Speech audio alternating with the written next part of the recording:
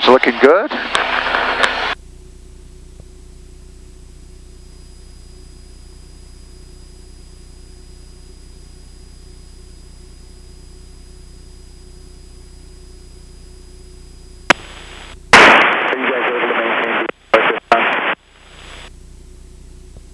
This would be a quiz for your student if you were quizzing your student.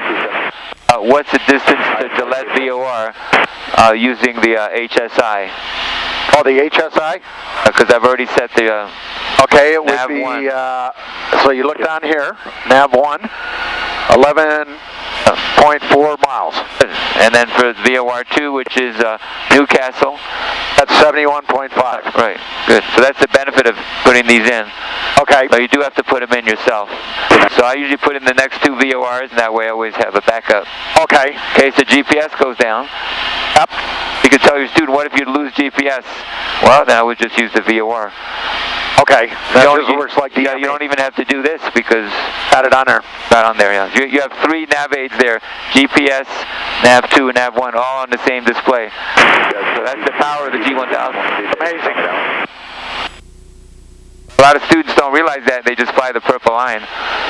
They basically ignore VORs, but especially for the test and also just as a backup, they should know about VORs. Yeah. Sure. How to use them. You know, I never flew a GPS approach before I got with you. You're the reverse. There's Gillette. You see all those buildings? Yep. It's kind of hazy. Oh, hazy today, isn't it? It's about 9 miles. So that gives you an idea of 9 miles. Okay. What the visibility is. It looks like it's about 20 miles, but it's kind of hazy. You can see behind the city about the same distance. Okay, yep. Up to those foothills there. This is definitely would want to do a IFR flight in this kind of weather. Yeah. This looks like an airport up there. What? In it? That's Gillette Airport. 2795, so long. That's right in front of the city, yeah? Yep. Right over it. That's a VOR is on there too. Yep. There's a VOR right there. On top of that.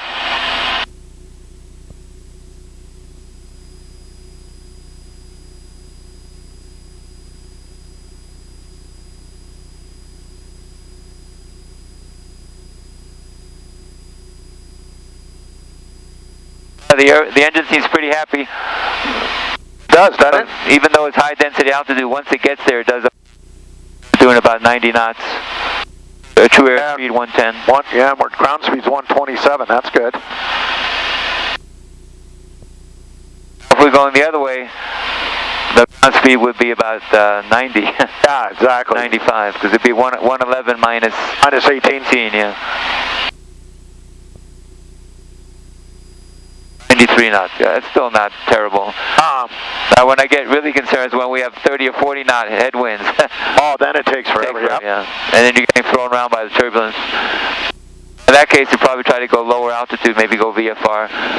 Oh, okay, if you can, yeah. You can safely go VFR, and then you have to try to follow the roads more.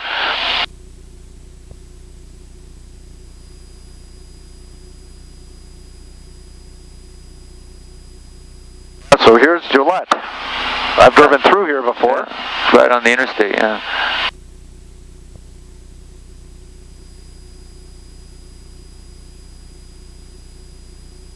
There's a certain benefit to generally following the interstates, especially if you lose an engine. You're always going to be close to civilization. Yeah, exactly. And well, the other thing, usually on often than not on the big interstates, out in the rural areas, they don't have power lines. Yeah, that's right, yeah. That are right over them. Yeah. You do it by the city, and that probably is not the best place to land. Yeah. There's all kinds of places down here if we had to. Yeah, we also got the airport, yeah. Yeah, we got the airport right now, but there's a lot of these back roads. I can't see a car for 30 miles on these roads. Yep, exactly. Well, no cars at all. Different way of living out here, isn't it? That's right. From where we were at last night. Can't even get a taxi. That's pretty bad. Yeah. Well, I have to confess that I probably shouldn't have been that rough on the guy. The first guy? Yeah, I should have said, well, he was saying $13. I should have just paid the $. Oh, yeah. Looking back on that, I put too much emphasis on money. With me, it's... I learned a lesson there. And like, if it's... I don't care, unless they're trying to really... Yeah. Also, I didn't realize they'd stopped Uber. Because Uber doesn't tell you they've stopped. It just says no cars available. I know. So you don't know if maybe 5 minutes from now there's going to be a car available. Yeah, exactly. But there'll never be a car available because they don't have... You see the airport on your side? No. Right over it, I think. Oh, there it is. I see it. I can see the city real well, but not the airport. Yep, I see runway 21 right down here. We're just kind of crossing over it.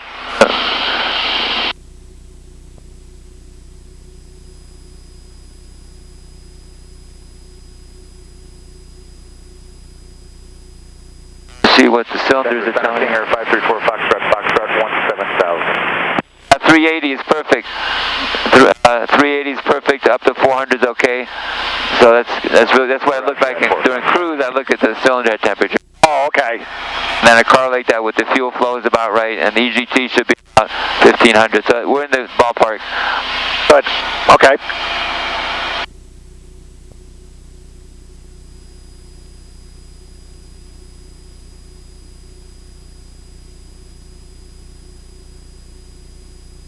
We got 40 minutes to go, looks like. Yep.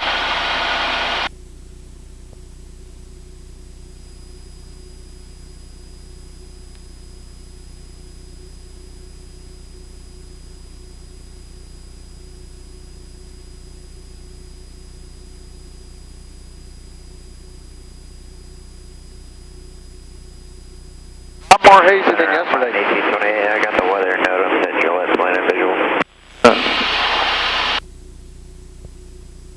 It's already starting to get a little choppy, even though it's only 8:30. There's a little bit of chop.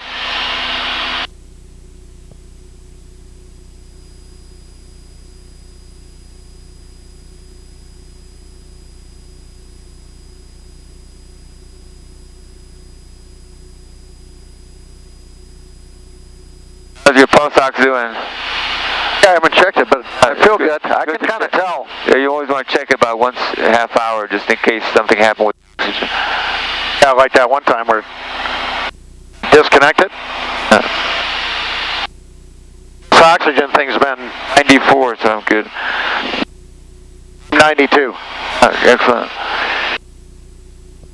It's because you're younger than me, that's why. I run a lot too. I work out a lot too, usually. Oh, yeah. I don't run because it beats up my knees too bad. I've been lucky with my knees. I've had no problems. The back is what hurts. I have a lot of back pain. But Yeah, I actually feel better. My back actually feels better when I run. It's kind of strange. I get a little bit too. It's worse when I sit, which is not the best thing for flying. But if I get on stretch every 2 or 3 hours, I'm good. I'm the same way. There's a huge lake over there. I see it. That must be a Keyhole Reservoir. Denver Center, that was unreadable. Say again. See, that's Keyhole Reservoir. You might want to try those shoes. Because they say that they're made for that, you know. Collins Center, standby one. For back pain, you mean? Yep. Okay. I noticed a huge difference. I've never had shoes that are this comfortable. Yeah. They give you a 30-day money-back guarantee. If you don't like them, you send them back and they'll reimburse you. Yeah.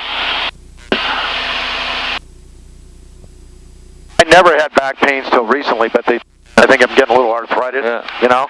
Yeah. Osteoarthritis, yeah. Yep. But I'm the same way. I exercise and it goes away. That's a good sign. Yep. Crossing the interstate again, and the next town is Rodzit. I see it right there. And if we need to do anything, we can go left and go along I-90. There's a couple of private airports.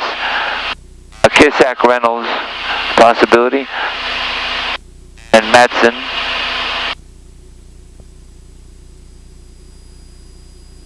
There's also a lot of good roads here. There's a lot of fields, flatlands, there's all kinds of places.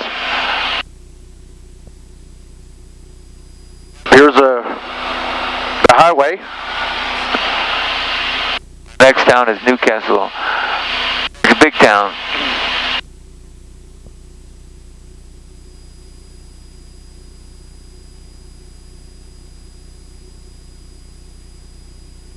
They got a big airport there.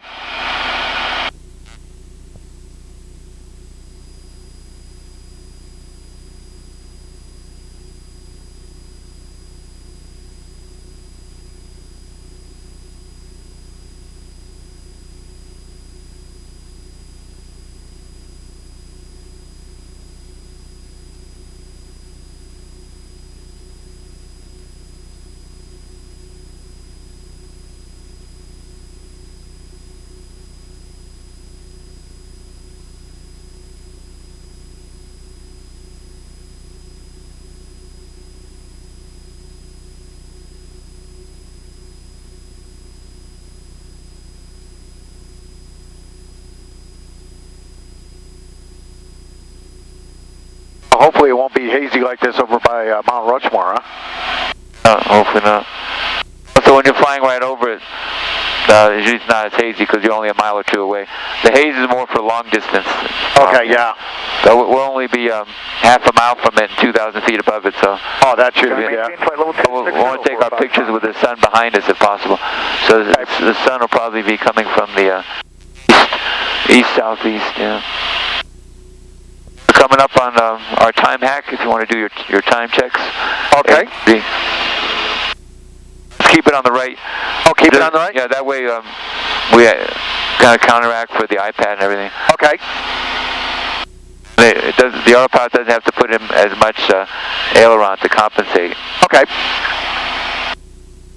Showing November 232 Charlie Zulu, Denver Center.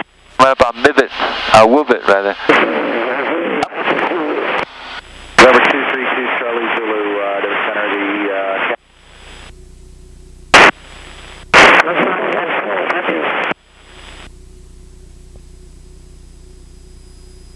like my iPad's got the ETA, I guess that's when we started. No, ETE means estimated time en route. Total en route, okay. Well, not total. It's from here. Oh, mine says update. It's not right, huh? This says an hour and 21 minutes. Oh, right in here, yeah. That's I for the see, flight okay. plan, yeah. That was probably for the flight plan. Okay. This is for what you're actually doing down here. Okay, this is it, okay. And you can customize that. Like I have mine set on flight time. It actually tells me we've been flying 47 minutes and 11 seconds. Oh, nice, okay. Because it's smart enough to know that.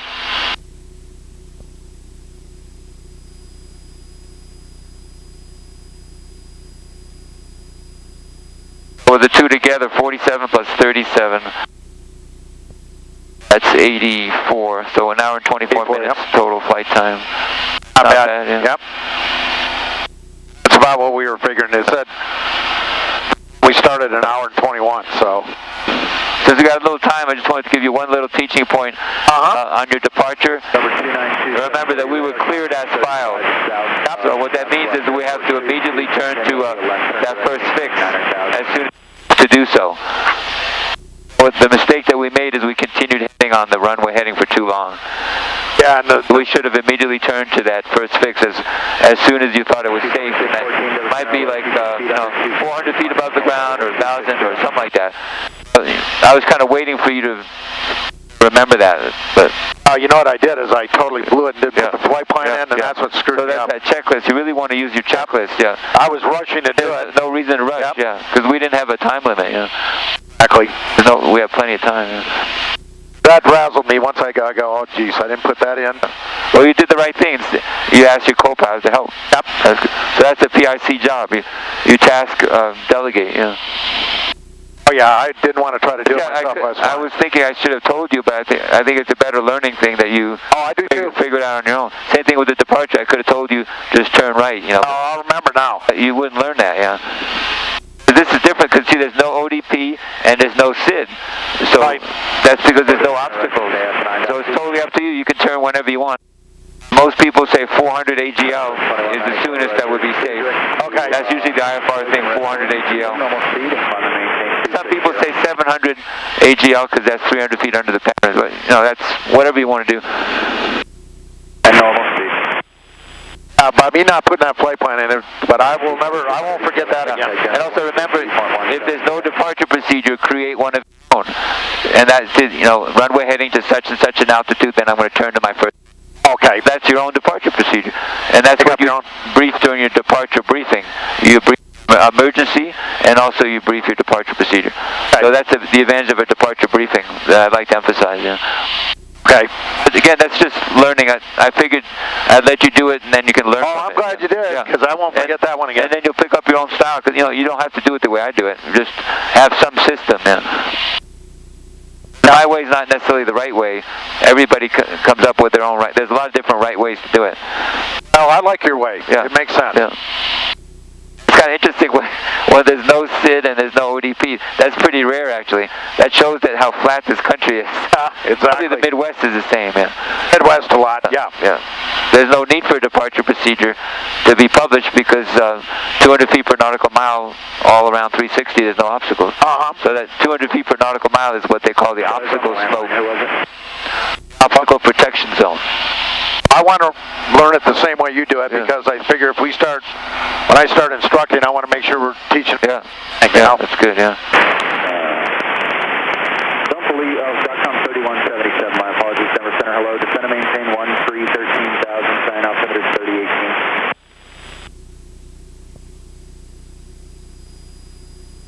3018. The wind hasn't, the weather hasn't been updated.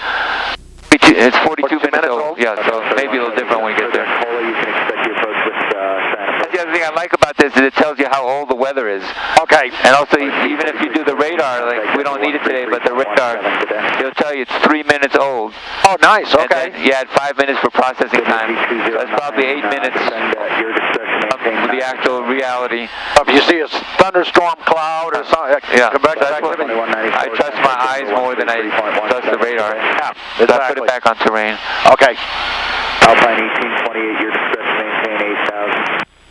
Discretion 8,000, Alpine 1828. This one has it on it too. I think it's got weather and terrain. I haven't played with it, but you got ADS-B, yeah. Yep. Exactly, gets it from here to here. Or I can use my backup too. That's right. 209, Roger. Let them know 127.905 will work again. Have a good one. There's really no need to use that unless we had an emergency where this failed. Exactly, yeah. Have a Stratus, don't you? Yeah. I don't use it though. Anymore. So I'm going to put in the AWACS for Newcastle 118.0. Okay. Just take a listen. Newcastle, Mondale Airport.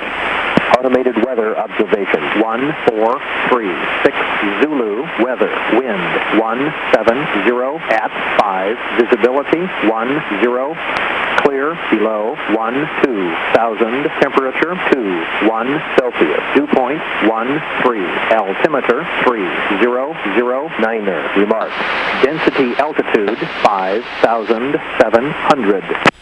So that gives us a clue. See, their normal altitude is 4,200. So it's about 1,500 feet. So we can add that here. So our real altitude is 12.5 right now. That's why we're struggling a little bit. Right. Yeah. We're near the service ceiling. That's a good way to teach your students about density altitude. One thing I like about these new AWACS stations, they actually give you the density altitude. That's part of the AWACS, the automated weather. I'm going to put the ASOS in here, down here. That's fine. 520 Papa Lima, contact Denver 127.905 today. 127.905. 127.905 for 0 Papa Lima. You don't have to change much. Just use it by 0.2.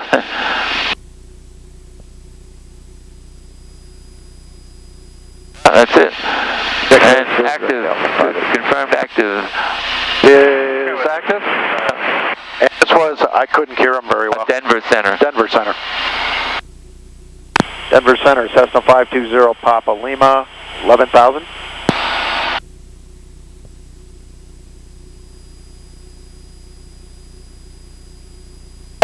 Papa Lima, Denver Center, Roger, 4566 for 0 Papa Lima. Travis 4566, Connect Minneapolis Center 128.42. 2842, CSO 4566.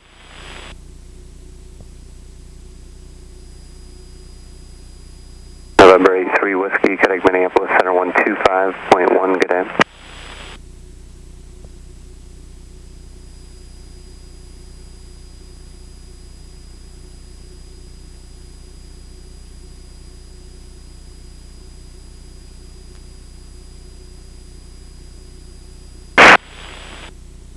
It's a Rapid City VOR, putting that in for VOR 1. Oh, okay. Rapid City is just east of Mount Rushmore. There's actually an Air Force base called Ellsworth Air Force Base, and we'll be talking to approach when we get closer. Okay.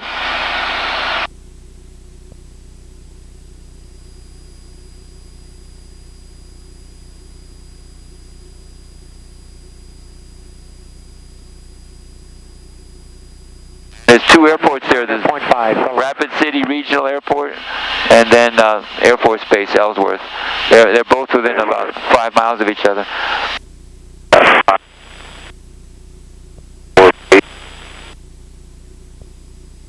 Okay, I put the right frequency in there too. Okay.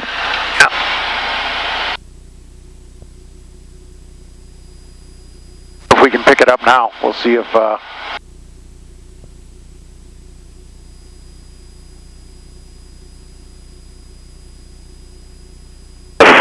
cut out on the bases, say that again.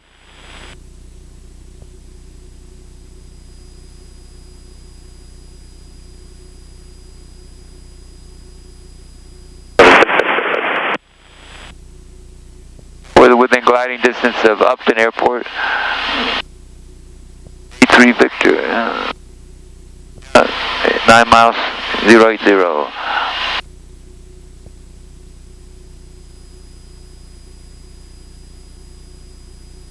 You should have the interstate, well, one of the roads on your left, Route 16.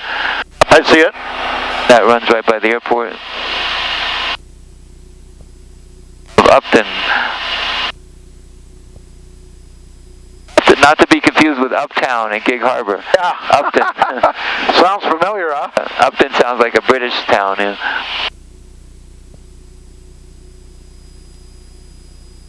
I like this air conditioning. It's pretty nice. Nice, cool. Let me check my time to check me again.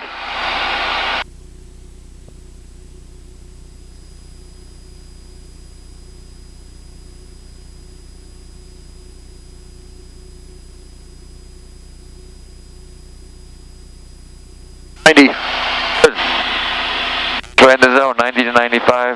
Okay. For 0 Charlie Mike, VFR traffic pass off your left side, that's 11,500 appears to be a couple miles south of We've been flying for about an hour, and we have about half an hour left. Another test going into 26 minutes. Going to be number 1 this morning. And next big city is Newcastle. Holding, you prefer that at the VOR, you want to do something different? How did you guys do it last year without... You just had your small oxygen bottle, right? 0 Charlie Mike, that was semi-broken. What was your intention on the approach time?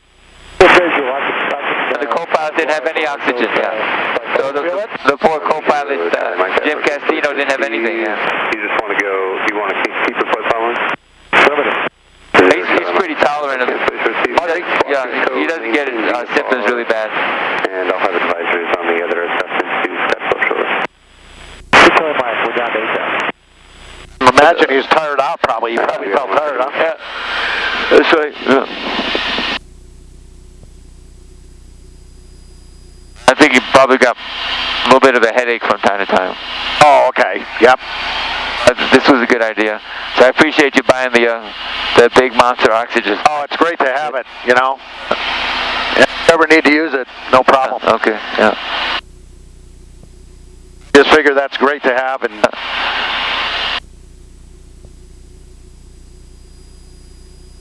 so Robbie can use it too if he wants to. That's good. Rob said he's interested in learning more about mountain flying too.